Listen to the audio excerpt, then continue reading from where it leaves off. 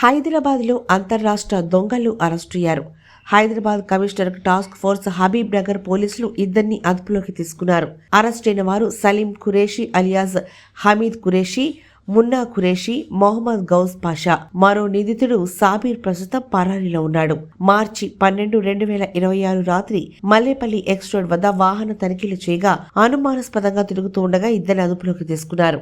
వారి బ్యాగ్లో 220 గ్రాముల బంగారు బిస్కెట్లు, 3100 గ్రాముల వెండి బిస్కెట్లు లభించాయి.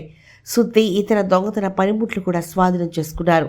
స్వాధీనం సొత్తు విలువ 33,71,475.55 గ్రాములు.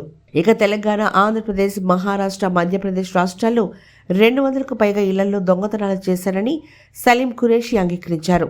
హైదరాబాద్, నాసిక్ మార్కెట్లో బిస్కెట్లుగా మార్చి విక్రయించినట్లు వెల్లడైంది. ఈ ఆపరేషన్ను అడిషనల్ డీసీపీ అందె శ్రీనివాసరావు పర్యవేక్షించారు.